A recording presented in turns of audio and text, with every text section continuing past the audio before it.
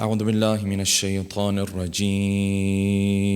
بسم الله الرحمن الرحيم الحمد لله الذي لا يبلغ مدحته القائلون ولا يحصي نعماءه العادون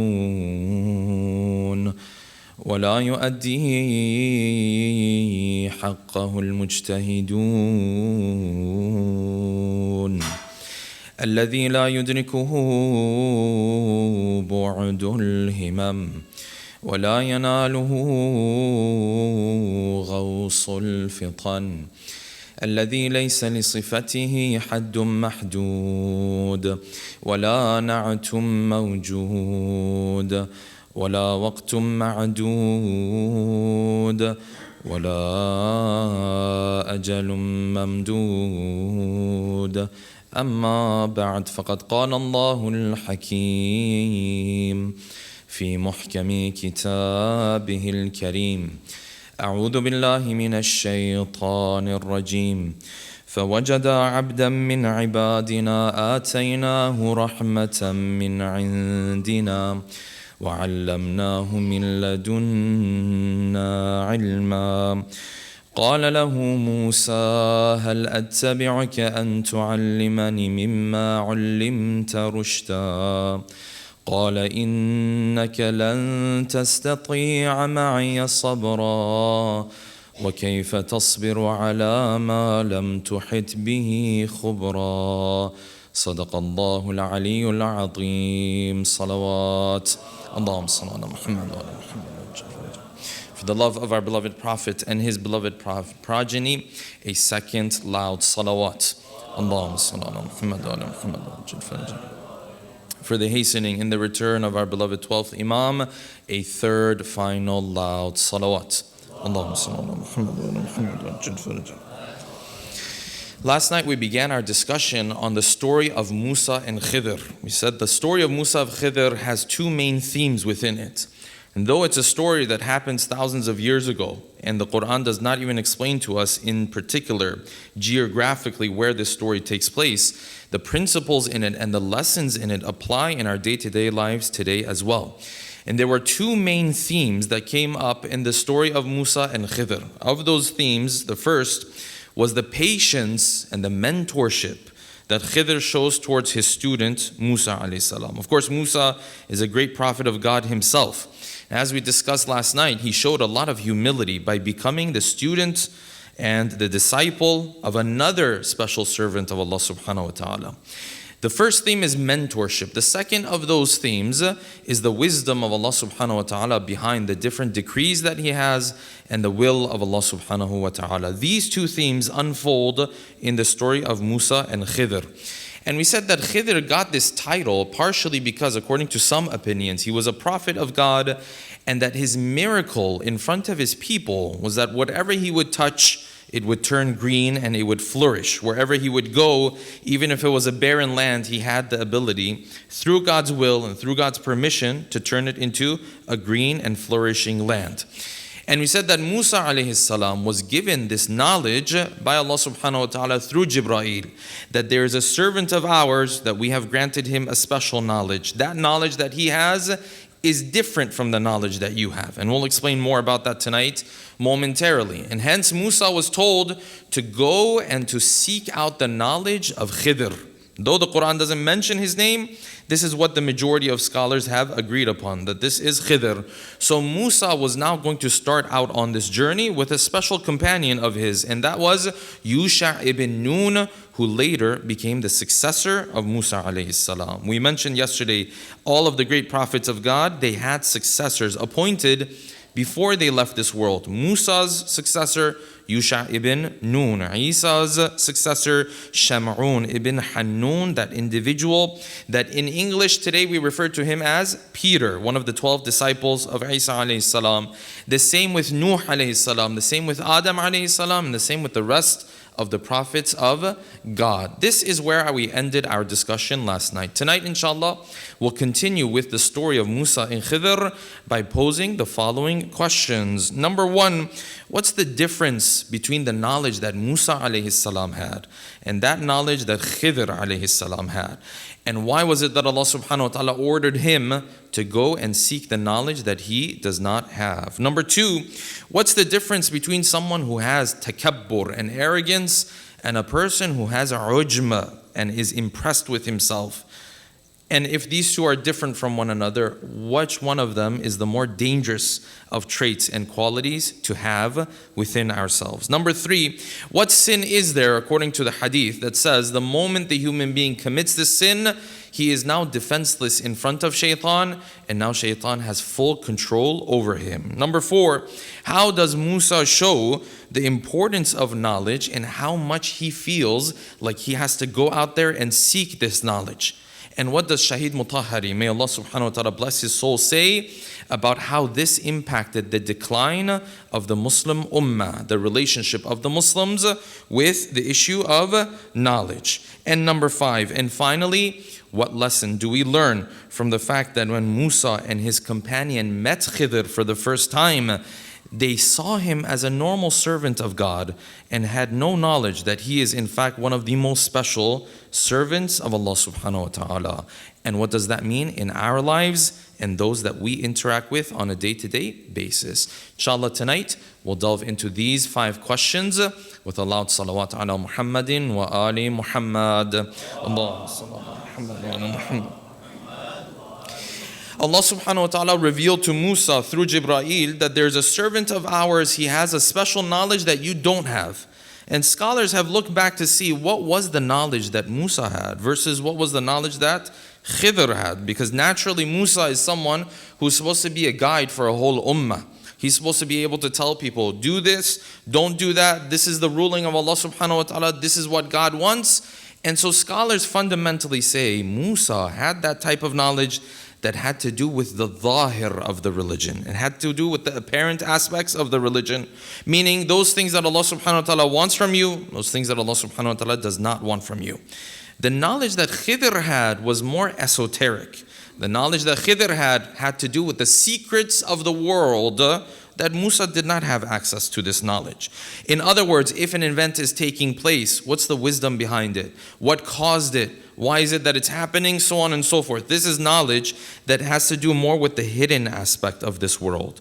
Unlike the knowledge of Musa, that was all about the do's and the don'ts, which is also very critical and also very important. But the role that Musa played and the role that Khidhr played, fundamentally different from one another. And Allah subhanahu wa ta'ala wanted to give Musa the opportunity to get a taste of this different type of knowledge that he did not have already.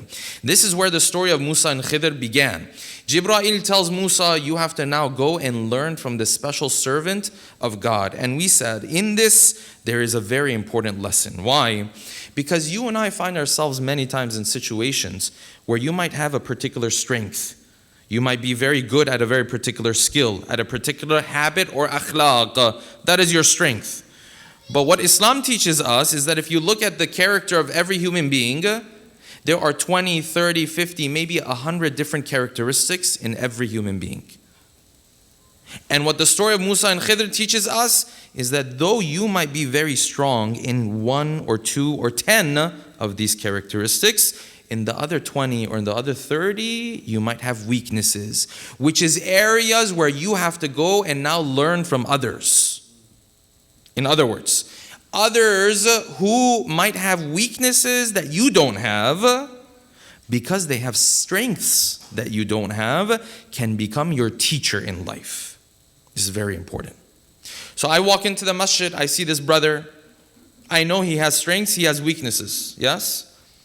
But there are certain elements in his life, there are certain things in his life that he does really well. The first moment you see him, you're supposed to be thinking, how can I learn from those strengths? Look at how beautifully he does this. Look at how nicely he does this. This is very important. In families, this is very important. First, you have to acknowledge the positive with regards to that person. Then you have to see that person as your teacher in that particular area of your life. You're never going to come across a person who has it all. No, none of us have it all. We all have strengths, we all have weaknesses. Musa is going from an area where he has a lot of strength. He's going to learn from another servant of God in an area where he's weak. That's a lesson for you and I. How open are we to go and learn in those areas where we struggle from people who do a good job in those areas? Yes? Sometimes that person might even be a person who otherwise you have a lot of criticism for them. That's fine. That's why the narration of the Imam it says if you have a friend and he struggles in a particular area, but for example, he's very generous. The narration says, keep that bond and learn from his generosity. And the other one is not very generous, yes? He has a lot of worship. He does a lot of ibadah. The narration says, keep that relationship and learn from his worship. But that requires humility. That requires you sitting there and saying, I have a lot of areas in my life I have to work on. Let me look at this person. Let me learn from the way this person does things. Yes, that person that you want to learn from, in other areas, you might have 50 criticisms for them. That's completely fine. In this area, you lack. In this area, you have to have the humility to learn from them. And what stops us from going down this road is ujba. Ujba is different from arrogance. Arrogance means what? Arrogance means I come in here, I puff up my chest, I show the other person that I feel like I'm an important deal. This is arrogance. This is what they refer to in Arabic as takabbur. Allah subhanahu wa ta'ala told shaitan, you have to leave heaven because فَمَا يَكُونُ لَكَ أَن تَتَكَبَّرَ فِيهَا. You cannot do takabbur here. Heaven does not have the capacity to bring in a person who is mutakabbir. That's why the narrations say, if you have even a little bit of arrogance in your heart, there's no place for this person in heaven. First, somehow, some way, they have to get rid of his arrogance.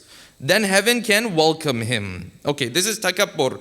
Takabbur means that level of arrogance that you show to other people. This is dangerous. This is a problem. But what becomes even a bigger problem is when someone doesn't have takabbur, but they have ujba. Ujb means he's impressed with himself. But he doesn't necessarily puff up his chest and yell at other people. But if you were to ask him deep down, do you think you're a special servant of God? Deep down, I'll say, yeah, I'm a special servant of God. He comes into the masjid. He's putting together the shoes and he's pouring tea for everybody else. And he's showing all these signs of humility. These are wonderful things, by the way, yes? But deep down, he's thinking, yeah, all of these guys are one thing. I'm something else. Nobody else is doing this. Now, if you come and speak to him, he says, no, I'm the worst of all. I'm the worst servant of God. I have so many faults. I have so many. Brother, please don't praise me. I'm so bad. Show signs of humility. But deep down, he says, you see this humility I just showed? That means I'm a special servant of God. This is ujb. It's more dangerous than takabbur. Yes? This is the one that you and I have to be worried about. The moment the human being has ujb, he's impressed with himself. In the words of the author of 40 Hadith, Ayatollah Khomeini, he says, the sign of a person who has ujb is this. When the khutbah or the lecture or the verse of the Quran is talking about the special servants of God, deep down he says, oh, by the way, I'm one of them. Does anyone hear that when he says that? Does he puff up his chest? Does he yell at people? Is he the one who doesn't say salam to people so they salam? He doesn't do any of these. He doesn't show these typical signs of arrogance. But deep down, there's a lot of problems happening here. The moment the human being feels this way, he doesn't have the humility to learn from anybody else anymore. This is why the sixth Imam, Al-Imam As-Sadiq, salawatullahi wa salamuhu alayhi, he said, two people go into the masjid. They enter the masjid. One of them is a very good servant of God. One of them is a poor servant of God. He's a disobeying servant of God. But when they walk out, the equation has flipped now. So how is that possible? This one is praying and fasting and all that. He goes into the masjid. This one is a sinner, he goes into the masjid. But when they're walking out, this one has become special in the eyes of God. And this one Allah subhanahu wa ta'ala doesn't like anymore. The Imam said, you know what happened? This one who came in with his salat and his fasting, deep down, he thought to himself, I'm a special servant of God. I have something special going on here. So when he came to the masjid, when he was walking away, Allah subhanahu wa ta'ala said, no, you messed it up. You don't have that high status in my eyes anymore. This one came in a sinner, but what was he thinking while he was in the masjid? I owe so much to Allah subhanahu wa ta'ala. There's so much I have to fix. I repent. I'm going to start taking steps towards my progress. When he's walking around, when he's walking out, he has become the special servant of Allah subhanahu wa ta'ala. The equation flipped in 5 minutes of being in the masjid. What was the difference? This one had impressing with himself. He felt impressed with himself. And this is why the narration says that Musa alayhi salam was speaking to shaitan one day. We have a group of narrations that say this, that shaitan at times would appear to the prophets of God or to the imams of the Ahlul Bayt as well. It says Musa was speaking to shaitan one day. And he said, what is that one sin that if you get the child of Adam, Bani Adam, to get them to commit this one sin, then you have full control over them. You have full authority over them. He said 3 things. All of them come back to you being impressed with yourself. He said those things are, number 1, إِذَا أَعْجَبَتْهُ نَفْسُهُ. When he looks at himself, he says, wow, you're special. Number 1. Number 2, وَاسْتَكْثَرَ عَمَلَهُ. And he considers his good deeds to be very much. And number 3, وَالصَّغْرَ فِي عَيْنِهِ ذَنْبُهُ. And his sins seem very small. And when it came to his sins, he says, yeah, I did this, but I didn't kill anybody. When it comes to his good deeds, yeah, I did half the charity, for example, of that other person. But nobody's intention is as pure as mine, though. When I give, it's very different. I have ma'rifah. I'm special. This ujb stops all of the doors of progress, spiritually, also in a worldly manner. It stops all of the doors of progress. And Musa is teaching us, you can be amazing in one area of your life. In other areas, you have weaknesses. Go and learn from the other servants of Allah subhanahu wa ta'ala. Let them be your role model. Why does it bother you so much that someone else can be your role model in a different aspect of life? This is what Musa is teaching us. So Musa, the moment Jibreel told him, he didn't reject the idea. He didn't sit there, I'm Prophet, Ulul Azm, and all of this kind of stuff. He didn't say, my name is going to be in the tests of all of the Sunday school students in the future. I don't have to go learn from anybody else. He said, I will go and learn. And then Musa said something very special. Because when they told him, listen, there's some knowledge out there, you don't have access to it, but God is opening up that door to you. He said, you know what I will do? وَإِذْ قَالَ مُوسَى لِفَتَاهُ لَا أَبْرَحُ. I'm not going to stop from this journey of mine حَتَّى أَبْلُغَ مَجْمَعَ الْبَحْرَيْنِ, until I reach that point where the 2 bodies of the water meet. Why? Because the Jibreel, the angel, had told him, that is where you will meet this special servant of ours. So he said, I'm definitely going to make my way there. أَوْ أَمْذِيَ حُقُبًا, or I will continue walking for 80 years. In other words, he was saying, if there's knowledge out there, I'm definitely going to get that knowledge. And this is the importance of knowledge. And brothers and sisters, in our communities, unfortunately, the importance of knowledge has lost its value. This is a problem that we have. You know who highlights this very beautifully? Shaykh Mutahari has a book. It's about the decline of the Muslim Ummah. What happens that immediately after the Prophet came into this world and all of the Arabian Peninsula united, and then so many different parts of the Muslim world were under Muslim rule? What happened that we went from that to what you see today, where children and women in Gaza are being bombed and they're killed, and the Muslim Ummah doesn't have the power, the capability, the economic growth, the knowledge to be able to put a stop to it. This requires strategy, it requires power. Why do you think certain countries can come and say, yes, we are going to support this country, and the whole world has to sit back and just watch them? A big part of it is because of their economies. A big part of it is because of their universities. A big part of it is because of their knowledge production. They're the ones who run the world. Why? Because of these things. So he writes in his book, what happened that the Muslim Ummah went from that situation to this difficult situation. And he lists a number of different reasons. Then he says one of those things that heavily contributed to the Muslim Ummah's decline was that in the eyes of the Muslim Ummah, knowledge lost its significance. So they did what? Pay attention to this one sentence. He said, instead of going and seeking knowledge, they were okay with just showing respect and honoring a person who has knowledge. So instead of going out there and saying, well, I need to seek knowledge, I need to become a knowledgeable person, they said what? Oh, so-and-so Marja is here, I'll go kiss his hand. This switch, he says, this is what created the problem. Now, honoring an alim, that's not a bad idea. We have narrations for that too and all of this kind of stuff, yes?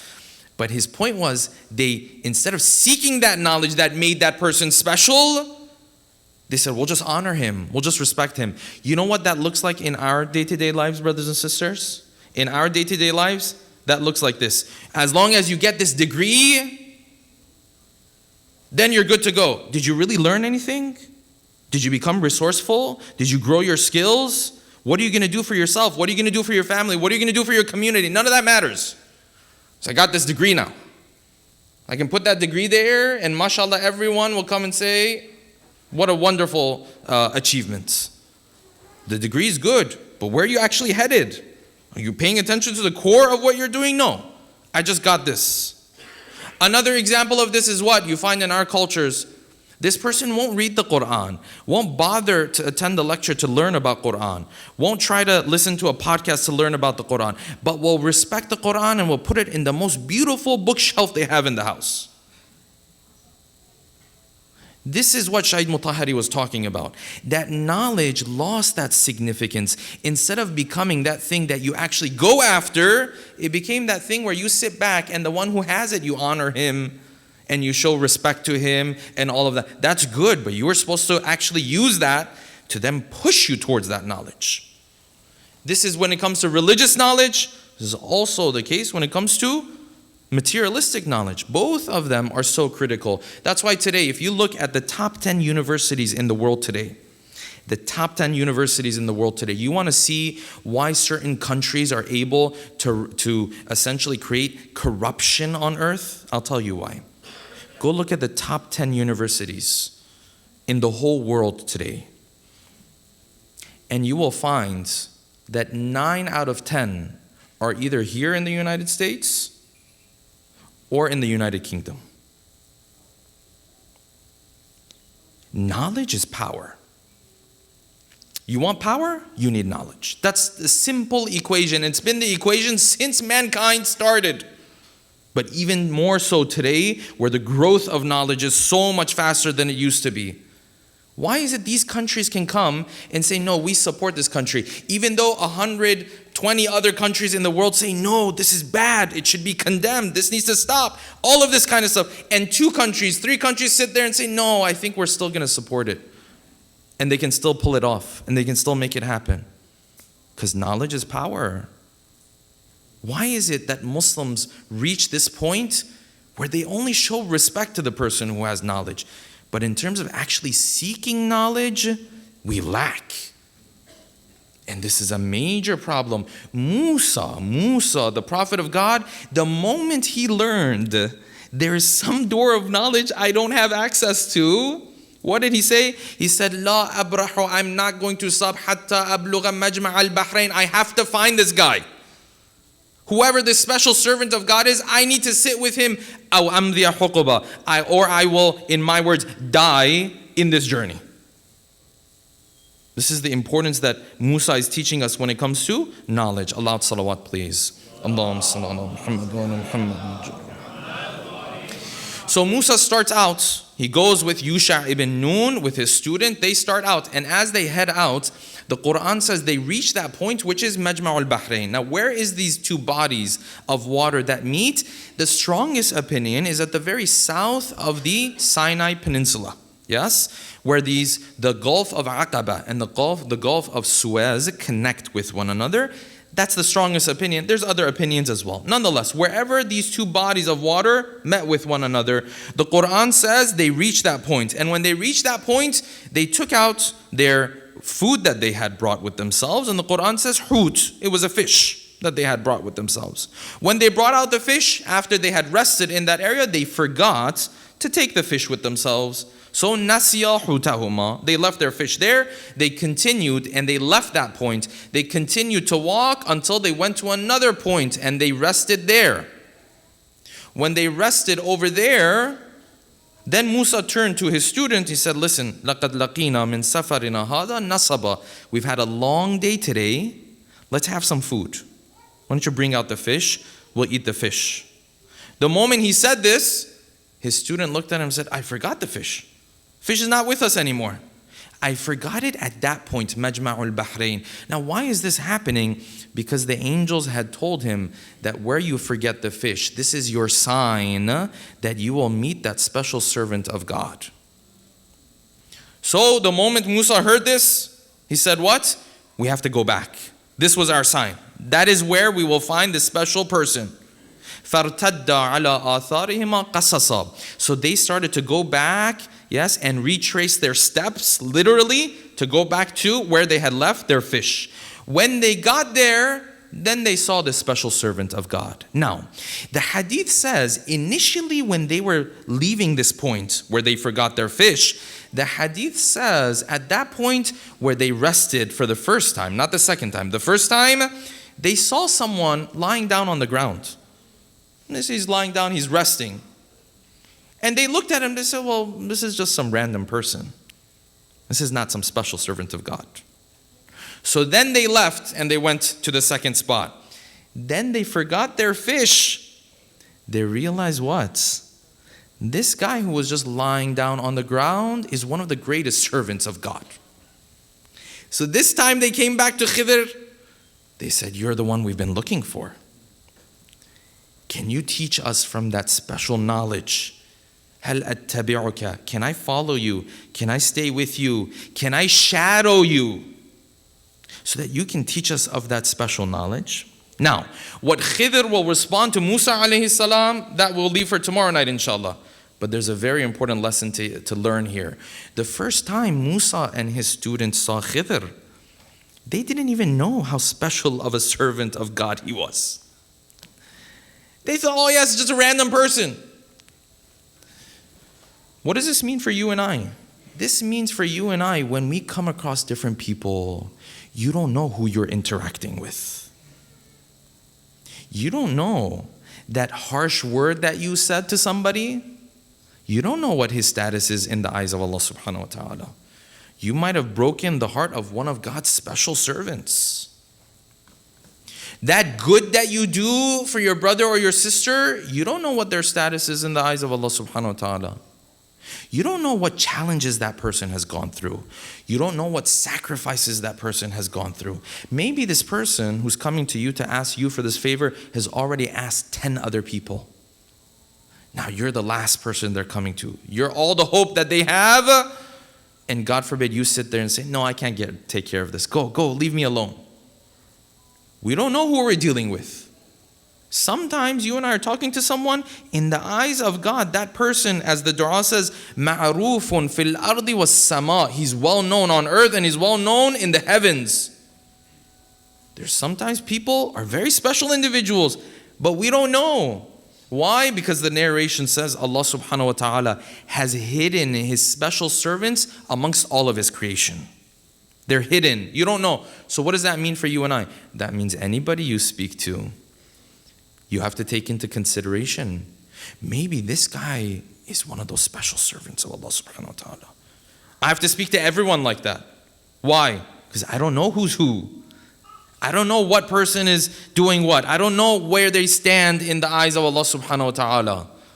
That means I could be speaking to a special servant of God. Which means as a blanket approach, everyone that I come across, I have to be very cautious what I say to them. There was a scholar, I'll end with this story inshallah. There was a scholar. He was very well known, yes? He was a teacher of another scholar. And so this arif, this spiritual teacher, He said, I went somewhere and I saw a group of the Hawza students. They had gathered there, and when they saw me initially, they saw an old man has come and sat here, for example. They weren't very welcoming towards me. So they just said, Salaam alaikum, how are you? And then they turned away as if like just kind of dismissive. Yes? Then later on, they found that this person is a spiritual teacher. Then they came and they welcomed him and they said, Bismillah, why don't you come and sit here, and kind to him, being kind to him. Yes? The teacher of those students said, if you had showed kindness to this spiritual teacher before you knew who he was, then you would have spiritually grown. But now, the spiritual growth that you have is very limited because you're not showing kindness to any servant of God. You're just showing to him because now you know. He said if you want to really spiritually grow, you would show that kindness to someone even if you don't know who they are, in the hopes that they are a special servant of Allah subhanahu wa ta'ala. You and I don't know who we are dealing with. Maybe you are dealing with a mother who sacrificed so much for her children. That's a special servant of God. Maybe you're dealing with a father who's gone out of his way to provide for his family. That's a special servant of God. Maybe you're dealing with a child who's being patient with their own parents. That's a special servant of God. These are all special servants of God. But I don't know what's happening in people's lives because you don't know which one is which. That means when it comes to all, act as though they are special servants of God. Because certainly at one point or another, some of them will be. Inshallah, with that we'll bring tonight's talk to an end. Let's take a moment to recite Surah Al-Fatiha. For all of your